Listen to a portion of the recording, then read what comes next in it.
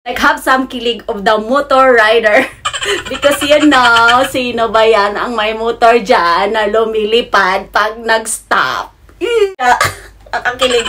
Tapos sabi ni Maki, wala kang jowa, ma'am? Sabi niya, wala. Oh my God, ba't ganon?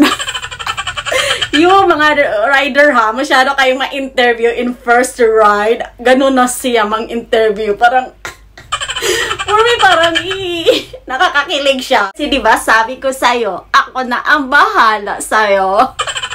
Diba nakakakilig sila? If you like this thing that I'm doing now, you can click like, subscribe, and share. Because this is your witty bonita, the funny girl, the witty. Hello everyone, welcome back to my YouTube channel. Yoo-hoo! For today's vlog, this is a reaction video. The first time I'm doing reaction video for a lover or for a true love story. A rider, a motor rider from Grab delivery, and lady in the road named Trisha. So the guy name is Maki TV. He's a rider and he like delivering food, but then he passed by this lady who need a motor that night, that she cannot ride any transportation or like walang transportation that night. So this love story like make me kilig. Like, it's a trend story, and then it pop up in my YouTube notification, and then when I saw their love story, like, it make me kilig, like a motor rider. Yung doon nag-start yung love story nila until many na part yung video nila, but I don't watch them the entire videos. I just like have a glance of their story, so I dig in where it started. So I will play where it started. I don't watch them the whole video, I just have some glance. So I just like have some kilig of the motor rider. Because you know, sino ba yan ang may motor dyan na lumilipad pag nag-stop? This is your witty bonita, the funny girl, the witty one. So let's dig in, baby. I will have some posts for the reaction. Ako ba, ma'am? Oo, ikaw. Wala pa akong booking, ma'am. Kakalabas ko lang. Isa na akong favor sa'yo. Favor? Ano yun, ma'am? Ba, pwede mo nung nakahatid doon sa may bayan ng Binyang. Kailangan lang akong bilhin. Grab, ma'am, ako. Hindi po ako angkas. Dali na, kuya. Wala na talaga masakyan. Kanina pa ako dito eh. Wala. Kasi nga, Grab siya. He's a Grab delivery driver. But then this lady like just really want a ride at night because she cannot find any motor. So sabi niya, hindi ito angkas, ano to, yung yung delivery food driver. Ano mo sasakyan, ma'am? Kasi ano na, pag 11 na. Kaya nga, kuya, kasi kailangan talaga pumunta doon. Ano, ma'am eh? Talagang pag-asa ko ngayong araw na to eh. Papasok pa lang kasi ako, ma'am eh. Wala akong pera. Oh no. Ako bahala na sa'yo, promise. Sabi nung delivery driver, sabi niya, si Maki TV, hi Maki TV, pwede ba tayo mag-tandem? Sabi niya, kakalabas lang niya, kakastart lang niya ng trabaho niya, nakalagin na siya, maglalagin pala sila doon sa online. Tapos sabi niya, wala pa akong kita, wala pa akong kakastart ko lang. Sabi naman ng girl, hi Ma'am Trisha, sabi na niya na nakakikilig. Sabi niya, ako na bahala sa'yo, baby. Diba? Baka masira pagkalalaki ko dyan, ma'am. Grabe ka naman, kuya. Wala pa mali siya eh, ma'am? Wala. Kailangan ko lang talaga may hatid doon. Tapos yung puno yung likod ng yung motor ni Maki. Hi Maki. Kasi 'di ba may box pa siya na green, tapos may pa siya yung parang yung isa pang bag na itim na lalagyan ng mga food. Tapos sabi pa niya wala akong helmet, sabi ng babae. Tapos sabi ni Maki, ma'am, mapuno, okay lang ba sa likod? Tapos sabi niya, kukuha siya ng helmet, sabi nung babae, kasi malapit lang yung boarding house niya sa kalsada na to. Ayusin ko tuloy bigla itong bag ko. Naka-time in pa naman ako.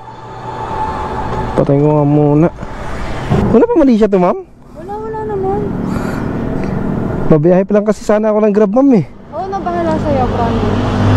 Bayaran na kita. Sige, ma'am. Saan po ba tayo, ma'am? Doon na sa may bayan ng Binyang. Sa bayan? Kasya ka na ba dito, ma'am? Sige, ma'am. Sige, ma'am. Sakay na po kayo, ma'am. Wala na rin kasi taga kayo masasakyan, ma'am, pag gantong oras. Mga biyahe na dito, ma'am, ano na, Alabang. Tapos sabi niya, tawag nito, dyan lang sa Binyan, tapos parang sakuan sa Alabang itong guy na to. Tapos sabi niya, okay lang ba sa'yo, mama, sikip ganito, yung parang talaga uncomfortable yung likod na sakyan ng babae, kasi nga, Grab nga siya, di ba? Ang saya-saya, guys. Fast forward natin, ha? Wala ba naghahatid sa inyo, ma'am? Wala eh. Bakit wala ba kayong jowa, ma'am? Wala. Ma'am, okay lang bang wala na kasi yung gas. Papagas lang ako, mabilis lang to, ma'am. Sir, ito pa. Kuya. Ito na, ma'am eh. Ayun na, mabayad ko. Oo na, mabayad ko. Sabi ko sa'yo kanina, ako bahala sa'yo. Ay, sorry po, ma'am. Kapreno ko bigla. Tapos sabi nung Grab driver, wala ba tong mali siya, ma'am? Wala ba talaga tong mali siya na upo siya doon sa likod, ihatid siya doon sa patutunguhan niya while sobrang sikip siya kasi may yung Grab na malaking box. Tapos sabi niya, gabi na kasi ngayon, ma'am, wala na ka talaga masakyan na angkas yung motor na paying motor. Tapos sabi naman guy, oy, ikaw Maki ha, yung mga motor rider dyan masyadong ma-interview agad unang sakay pa lang. Sabi pa niya na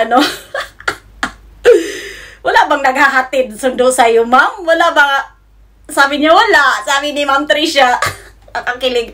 Tapos sabi ni Maki, wala kang jowa, ma'am? Sabi niya, wala. Oh my God, ba't ganon?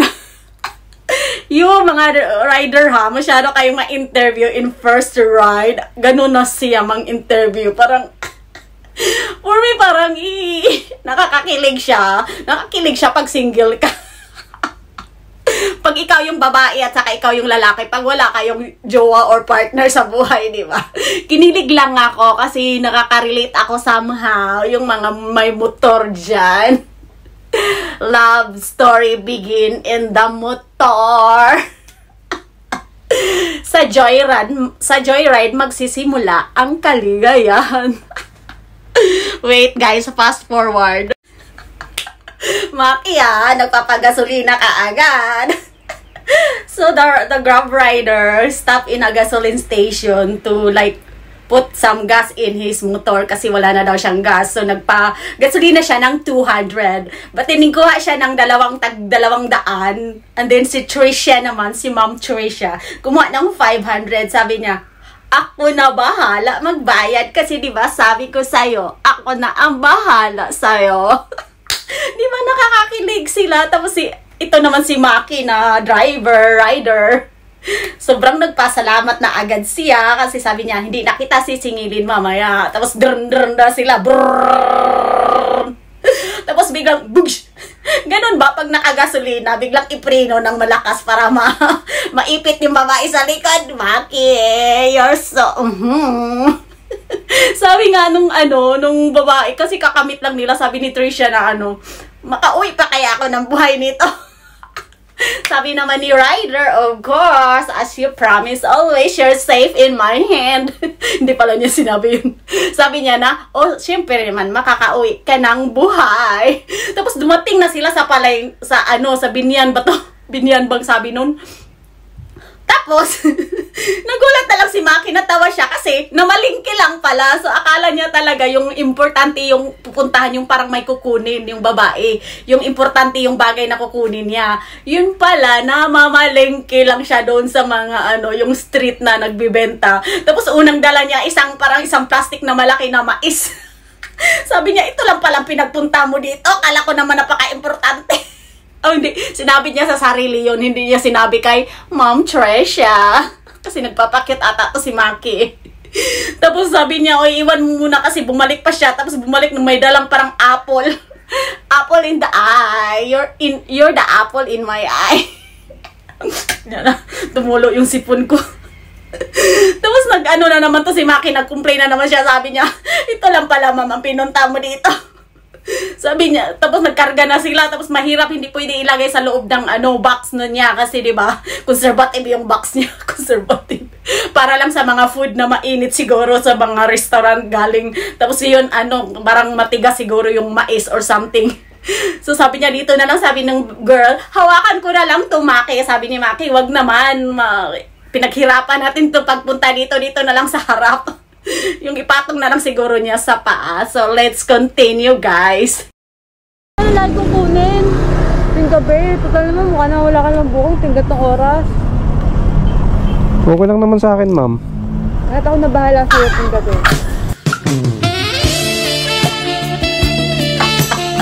Halos sabay na naman tayo ng gantong oras di kasi ako nalabas eh. Madalas nalabas ako 9, ganun. Wala na contact number mo, Mara. Wala ng contact number. Sige, ma'am. Bumaba na si Tresha.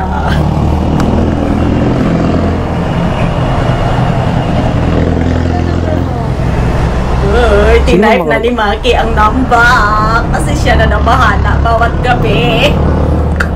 Every 9 p.m. meeting. By the way, Ma'am Maki po. Wow, hawak kamay, di kita iiwan matuwing maglalakbay. Text nyo na lang po ako, ma'am, pag ano. Sige po. Uy. Sige po, ma'am. Hindi natin pabayaran? Hindi na, ma'am, na full tank na kanina. Sige po, ma'am, pasok na ako, ma'am. Salamat, ingat mo yan. Sige po. Bye. Bye, ma'am. Yeah. Libre tayong gasolina ni ma'am. Ayos. Magsisimula tayong biyahe na may gasolina tayo. Kinilig si Maki. Nakatipid-tipid pa nga. Walang mali siya daw. Walang mali siya yun, ha? Walang mali siya. Okay. Bumaba na yung si Trisha. Tapos kinagkuhanan sila ng number. O kinuha niya yung number ni Maki. Kasi sabi niya, ikaw na lang ang kukontakin ko gabi-gabi. Gabi-gabi ba yun? Sabi naman ni Maki, every 9 daw siya lalabas. Oy, tapos naka full tank ba? 200. Sabi niya nakagasolina pa siya ng 200. Kasi hindi lang pala masyadong malayo yun. Yung pinuntahan nung Trisha doon sa unahan lang, kaya lang wala talaga siyang masasakyan. Hindi pwede maglakad, guys, ng gabi sa Pilipinas papuntang palengke. Delikado po. I experience very scary moment sa mga maglalakad. May mga pong masasamang people. Buti na yung sumakay ka at nakasakay ka kay Maki TV. Yung kamera ata niya nasa ulo kasi ganun yung mga Grab rider, di ba? Mga rider ng mga food, may camera sila sa ulo. So talagang na video nila yung moment nila doon sa first day ng love story nila. There are lots of episode this story, guys. So I only dig in the first story. So if you would like to watch more of their love story doon sa kalsada talaga to nangyayari lahat kasi nagpipick upan na sila at as I scroll yung video ni Maki kasi si Maki yung nag-a-upload. May mga episode, ang dami-dami na. Number 1 pa lang ito, nasa 20 plus something na sila. So I think this story became trending because nakakakilig siya. Yung isipin mo nasa daan, yung unexpected moment, unexpected day, yung moment nila na nagkainlaban pala sila in the end. Pero I will do lots of reaction next time. If you like this thing that I'm doing now, you can click like, subscribe, and share. Because this is your witty bonita, the funny girl, the witty one. You can also watch my other videos. I have so much videos, singing, dancing, swimming, eating, crying, laughing, smiling, everything in this life. Wala lang, happy lang ako. So, I just want to shout out to Ron Karaoke. Paliparin mo na ng motor mo dyan to heaven. Hi to my channel member. Tita V, Mega Smile RB, Mom Diana, Myong Celestial, and Scott and Caroline. They are member of my channel. And hello to Ate Miriam in Florida, and all my fans and all my YouTuber friends who supported my channel. Thank you guys so much. Have a good day, everyone. I love you. Sino yun? Sino siya? You. Had.